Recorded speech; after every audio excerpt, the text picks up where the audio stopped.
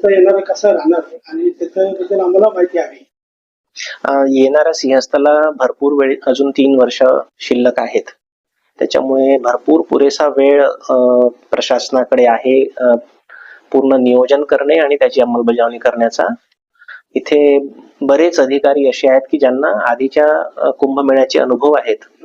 त्यांचा अनुभव, आधीच जे काही डॉक्युमेंटेशन आहे त्याचा सर्वांचा आधार घेऊन माझा काही थोडाफार अनुभव आहे, त्या सर्वांचा आणि अधिकाऱ्यांच्या आणि लोकप्रतिनिधींच्या आणि बाकीचे काही सिव्हिक सोसायटी आणि मीडिया असते यांच्या सर्व सहभागाने आम्ही आयडियाज घेऊन आधी त्याचं नियोजन करणार आणि नियोजन केल्यानंतर उपलब्ध निधी किती होतो त्याच्या आधारे आपण एक प्राधान्यक्रम ठरवून मग ती कामं घ्यावी लागतात.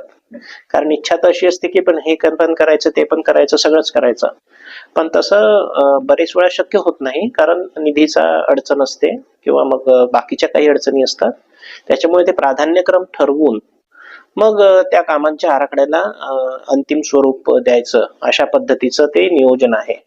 आणि आणखी 3 वर्ष आहे, काही महिने तरी नियोजनात जाऊन मग आपल्याला अंमलबजावणी करता येईल. त्याच्यात कुठल्याही पद्धतीचा मला सध्या तरी अडचण वाटत नाही.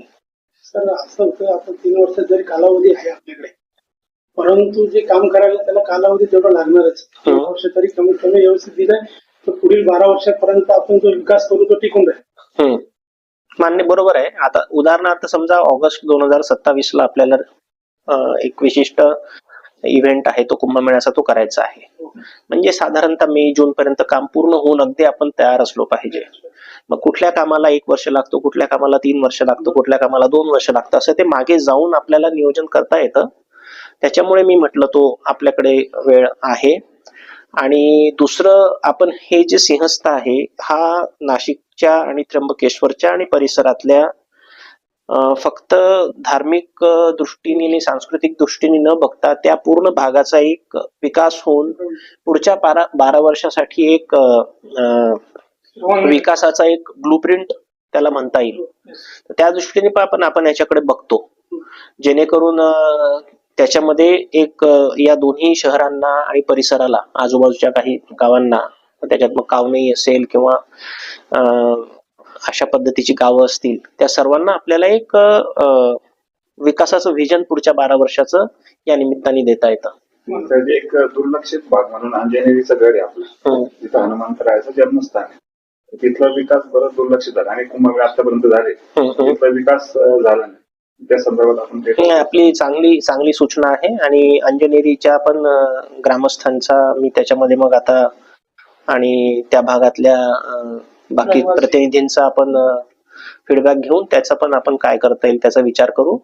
आपल्या परिसरामध्ये बऱ्याच ठिकाणी फॉरेस्ट एरिया वगैरे पण आहे, त्यांचा पण आपण अभिप्राय घेऊ आणि जे शक्य आहे, शेवटी हा मी ते सांगितलं म्हणून मी तो शब्द वापरला, तो फक्त नाशिक, त्र्यंबकेश्वर आणि परिसरातील गावं, मग त्याच्यात अंजनेरी आहे, कावनई आहे, अशी थेट आपल्या रामायण आणि कुंभमेळ्याशी निगडीत गावं आहेत. काही तीर्थक्षेत्र अशी आहेत की जी थोडी दूर आहेत, डायरेक्ट रामायण किंवा याच्याशी निगडीत नाही पण तरीही महत्वाची आहेत. मग सप्तशृंगी गड असेल किंवा मग शिर्डी आहे, याचा आपण एकत्रितच विचार केला पाहिजे, त्याच्यात काही प्रश्न नाही. विशेष महत्वाचं आहे सर, कारण रामायण हनुमानजीचं जनार्दन स्वामीचे उत्तराधिकारी शांतिगिरी महाराज हे गेल्या 21 वर्षापासून तिथं वार्षिक कार्यक्रमचे आयोजन करतात, श्रमदान करतात, श्रमांकन रस्ता करतात. शासन स्तरावर किंवा प्रशासकीय स्तरावर त्याचा प्रयत्न गरजेचे यावेळी झालं पाहिजे, नागरिकांची भावना आहे. बरोबर. असा विषय, आता 5 कोटी लोक आहे ना, तो तुम्ही अंदाज दिलेला आहे. त्या दृष्टिकोनातून पाण्याची आपल्याकडे क्षमता किती आहे, पाण्याच्या टाक्या किती आहे, त्या बांधाव्या लागतील की नाही लागणार, मोकळ्या धरणातून आपल्याला घ्यायला लागेल का नाही, धरणातून आपल्याला तो साठा पुरा होईल का नाही. हे पाण्याचं नियोजन नाशिक महानगरपालिकेचं मी त्यांना योग्य त्या सूचना दिल्या आहेत. त्र्यंबकवाल्यांना अजून द्यायच्या आहे, त्र्यंबकांना आज देईल मी. आणि नाशिक शहराची आणि त्र्यंबक शहराची लोकसंख्या प्लस दैनंदिन बाहेरून येणारे, ज्याला आपण तरंगती लोकसंख्या म्हणतो, ती, आणि प्लस कुंभमेळ्याच्या कालावधीमध्ये त्या 2 महिन्याच्या कालावधीमध्ये येणारी जास्त, आणि त्याच्याही पेक्षा जास्त म्हणजे परभणीच्या 3 दिवसांमध्ये येणारी आणखी जास्त. बरोबर. असं सगळ्या गोष्टीचा विचार करून आपण ते नियोजन करण्याच्या सूचना सर्वांना दिलेल्या आहेत. सर, आणि आर्टिफिशियल इंटेलिजन्स यूज करून जे आपण आता कुंभमेळा हे करू शकतो, तर त्याचा कसा उपयोग करता येईल आपल्याला? आर्टिफिशियल ड्रोन्स वगैरे एवढी जी गर्दी, आता 5 कोटी लोक येणार आहेत, तर त्यासाठी आपले ड्रोन निश्चितच आपल्याला हे करायला लागतील. तर त्याबद्दल कसं नागरिकांची सुरक्षा? आर्टिफिशियल इंटेलिजन्स नाही, बाकी पण ज्या काही तंत्रज्ञान आहेत नवीन नवीन, मग त्याच्यात साध्या साध्या सॉफ्टवेअर पासून आर्टिफिशियल इंटेलिजन्स बेस्ड सॉफ्टवेअर असतील किंवा मग GIS बेस्ड सिस्टम्स असतील, तर त्याच्यामध्ये आपल्याला वापर करून नियोजन करणे आणि त्या दिवशीच म्हणजे मग जे काही रस्ते असतील त्याचं नेटवर्क व्यवस्थित झालं पाहिजे, किंवा मग त्या दिवशीचा जो गर्दीचं नियंत्रण आहे, मग किती त्या ठिकाणी मोबाईलची संख्या आहे त्याचा बघून आपल्याला गर्दीचं नियोजन करणे आहे, किंवा पाणी सोडल्यानंतर किती त्याच्यामध्ये धरणांमध्ये पाणी येईल आणि किती ओव्हरफ्लो होऊ शकते त्याचं नियोजन आहे, किंवा आपल्या स्वच्छतेचं प्लॅनिंग आहे, किंवा मग वेगवेगळ्या कामांचे फोटो काढून ते पब्लिक डोमेन मध्ये टाकून पोस्ट करणे आहे. असे बऱ्याच पद्धतीचे उपयोग आपल्याला आर्टिफिशियल इंटेलिजन्स आणि इतरही काही ज्या तंत्रज्ञान आहे त्यांचे आहेत. आणि याच्यामध्ये मागच्या पण वेळेस आपण वापर केला होता, यावेळेस आणखी जास्त वापर करता येईल. ड्रोनचा त्याचा आपण उपयोग करणार आहे, कारण कसं एवढी पब्लिक येणार म्हणजे सुरक्षतेसाठी गरजेचं आहे. बघा, सुरक्षिततेचं मायक्रो प्लॅनिंग कसं करायचं तो पोलीस विभाग फायनली ठरवा. हे बघा, माझा रोल मी काय करणार आहे, अर्थातच सर्वांनी सर्वच पद्धतीच्या टेक्नॉलॉजी वापराव्यात. पोलिसांना जी योग्य वाटते ते वापरतील, महानगरपालिकाला जे योग्य वाटते ते वापरेल, आणि माझा जो एक आहे रोल तो सर्वांचे समन्वय घडून आणणे आणि त्यांना उचित निधी उपलब्ध होण्यासाठी मदत करणे, किंवा मग सर्वांची मतं घेऊन प्रशासकीय अधिकारी आहेत, मीडिया सारखे लोक, आपल्यासारखे लोक आहेत, लोकप्रतिनिधी आहेत, जनता आहे, साधू महंत आहेत, भाविक आहेत, नंतर आपल्या जे सिविक सोसायटीज असतात, NGOज असतात, असे सगळ्यांनी मिळून हे काम करायचं. आणि सर, मला एक सांगा, सगळ्यात महत्वाचा विषय आता जे की आपण हे कामाला सुरुवात कशी होणार? आता पहिले टेंडर निघणार, पहिले निधीचं सगळ्यात पहिले निधी होणार, त्यानंतर टेंडर निघणार, त्यानंतर काम चालू होणार. तर याला सगळा कालावधी किती जाईल? मी सांगितलं तसं आपली डेडलाईन जी आहे ती समजा मे किंवा जून 2027 असेल, तेव्हापासून उलट गणित करत येऊन त्या पद्धतीने वेगळ्या वेगळ्या कामाची सुरुवात आपण करत असतो. आणि त्याच्यामुळे पहिले जे आहे प्लॅनिंग सर्वांचं एकत्र करून त्या ठिकाणी उपलब्ध निधी किती होणार आहे याचा अंदाज घेऊन आपण कामं निवडतो. आणि हे वरच्या स्तरावर, शासन स्तरावरती फायनल होतं. आमची खूपच प्राथमिक स्तरावरची सध्या कार्यवाही सुरू आहे. सर, विमानतळाचा असा विषय, आता जगभरातून लोक येणार आहे, शिर्डीचं विमानतळ आहे तर ते कॅपेबल आहे का पूर्णतः? परत ओझरचं विमानतळ झालंय. विमानतळाच्या कॅपॅसिटीचा आढावा अजून मी घेतलेला नाही, पहिला मुद्दा. दुसरा मुद्दा, मला वाटतं की येणारे जे बहुतेक भाविक आहेत ते बाय रोड आणि बाय रेल जास्त येतील. विमानतळ पण महत्वाचंच आहे, आणि फक्त याच्यासाठी महत्वाचं नाही तर सर्वसाधारणपणे एकंदरीत टुरिझम आणि इंडस्ट्रीसाठी पण ते महत्वाचं आहे. तो वेगळा विषय, त्याचा अनुभव अजून घेतलेला नाही, त्याचं जसं. आणि सर, पार्किंगचा विषय, आज नाशिकमध्ये एवढे 5 कोटी लोक येणार आहेत, तर मग पार्किंग आपण मागे 14 पार्किंग केल्या गावाच्या बाहेर, तर मग आता ह्यावेळेस किती करायला लागणार आहे?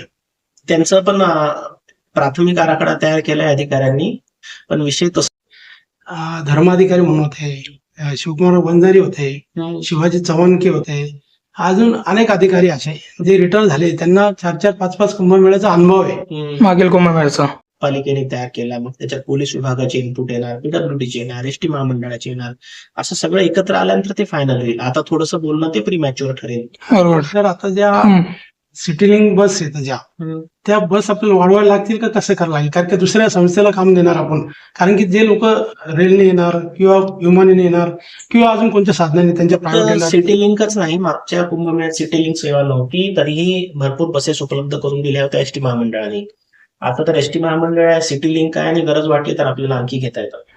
त्याच्यामुळे मला वाटतं बसेसची संख्या त्या दिवशीची परभणीच्या वेळेस त्याला कुठलीही अडचण येणार नाही असं मला वाटतंय. तर मला एक असं, आम्हाला एक पत्रकार म्हणून एक माहिती आली आहे का मुख्यमंत्री असतील, उपमुख्यमंत्री देवेंद्र फडणवीस असतील, आता अजित पवार असतील, तर त्यांनी आपल्याला ह्या सिंहस्थासाठी स्पेशल नेमणूक केलेली आहे असं त्यांच्याशी आम्ही बोललो होतो मध्यंतरी. तर त्यांनी यस बरोबर आहे. अनुभव आपला मोठा असल्यामुळं एक विश्वास नागरिकांचा आणि राजकीय नेत्यांचं किंवा आपल्यावर एक चांगलं काम चांगलं आहे काम आणि असल्यावर नाही विश्वास. सगळ्याच राजकीय आणि लोकप्रतिनिधींची त्यांची मार्गदर्शन सल्ला आणि त्यांच्या सूचना घेऊन आणि जे आमचे जे कोणी मंत्रालयातले जे त्या विभागाचे मंत्री असतील, जिल्ह्याचे मंत्री असतील, स्थानिक लोकप्रतिनिधी असतील, त्या सर्वांच्या समन्वयानेच काम करायचं आहे. आणि माझा एकट्याचाच नाही, मी सांगितलं तसं सगळ्यांचाच अनुभव याच्या ठिकाणी असतो. आपले पत्रकारांचे काही अनुभव असतात, कारण एका माणसाला सगळा अनुभव आहे म्हणून अत्यंत चुकीचं आहे. बरोबर. मला थोडाफार अनुभव आहे, बाकीच्यांना पण बराच अनुभव आहे, बरंचसं डॉक्युमेंटेशन आहे. त्या सगळ्यांचं एकत्रित आणून आपण काम करूया. त्याच्यात कुठल्याही एका व्यक्तीचा महत्वाचा रोल नाही आणि म्हणता येणार. सर आता एवढी आपल्याकडे पब्लिक येणार आहे तर त्याच्यात शौचालयाचे बराच प्रॉब्लेम येणार आहे. शौचालयाचा प्रॉब्लेम हा प्रत्येक सार्वजनिक शौचालय. आषाढी वारीला सगळ्या ठिकाणी असतो. अगदी बरोबर. आणि त्याचाही तो खूप महत्वाचा पॉइंट घटक आहे नियोजनातला, त्याच्यात प्रश्नच नाही. आणि त्याच्याबद्दलही प्राथमिक चर्चा झाली आहे. मागच्या वेळेस पण आपण खूप चांगलं त्याचं व्यवस्थित नियोजन केलं होतं. आणि कुठलाही व्यक्ती म्हणजे प्रत्येक ठिकाणी प्रत्येक शौचालयाला प्रत्येक तासाला पाणी राहील का मायक्रो प्लॅनिंग होतं ते याही वेळेस राहील. अगदी सर स्वच्छता जी आहे, आपलं घन कचरा आपलं निर्माण होणार, एवढी पब्लिक येणार, त्यांच्यापासून कचरा जो निर्माण होणार आहे, कचऱ्याचं पण नियोजन आपण म्हणजे प्रत्येक चौरस मीटर जो आहे, साधू ग्रामचा असेल किंवा मग रामकुंड परिसर आहे किंवा मागचे घाट आहे, त्र्यंबकेश्वरचे घाट आहे, त्र्यंबकेश्वरचे आखाडे आहेत, मंदिराचा परिसर आहे, या सर्व ठिकाणी पॉइंट टू पॉइंट कर्मचाऱ्यांची नेमणूक शिफ्ट वाईज आणि ती कचरा उचलण्याची, ट्रान्सपोर्टेशनची, फायनल ज्या ठिकाणी जातो त्या ठिकाणी जाऊन त्याच्यावरती प्रक्रिया करण्याची, असं ते एंड टू एंड ज्या प्लॅनिंग म्हणतो तशा पद्धतीचं प्लॅनिंग मागच्या वर्षी वेळेस होतं, यावेळेस राहणार. सर खाजगी संस्थेला नेमणार आहे का काय व्हायचं ते आहे? आता नेमणुका कोणाच्या करणार, काय करणार हे त्या नियमाप्रमाणे आपण त्या वेळेस करत असतो. आणि ही जी कार्यन्वयन यंत्रणा असते, नगरपालिका आहे, महानगरपालिका आहे किंवा मग इतर काही पीडब्ल्यूडी इरिगेशन सारखे आहेत, ते त्यांची प्रोसेस फॉलो करतात आणि त्याच्यामध्ये ज्या काही यंत्रणा येतात सर आता आपल्याकडे त्यानुसार आपण करतो. आपल्याकडे आता जे महापालिका आहे, पीडब्ल्यूडी इरिगेशन आहे, तर आपल्याला आतापर्यंत त्यांनी सगळ्यांनी आपल्याकडे सादर सियांच्या संदर्भात काय माहिती आराखडा, तर त्याच्यामध्ये तुम्हाला कोणतं चांगलं वाटलं, कोणी व्यवस्थित मध्ये नाही, असं एकाला चांगलं म्हटलं तर दुसऱ्याचं चांगलं नव्हतं का असा प्रश्न होतो. सर्वांनी त्यांच्या प्रयत्नानुसार, पूर्वानुभवानुसार सादर केलेलं आहे. त्याला एकाला कुठल्याला चांगलं म्हणणं योग्य होणार नाही. विषय आम्ही पद्धत अशी फॉलो करतो की सर्व अधिकारी बसतात, त्या विभागाचे अधिकारी आपलं नियोजन सांगतात आणि मग बाकीचे अधिकारी पण आपल्या अनुभवातून, आपल्या कॉमन नॉलेज मधून ऍडिशनल इनपुट देतात, ते ऍड होतात.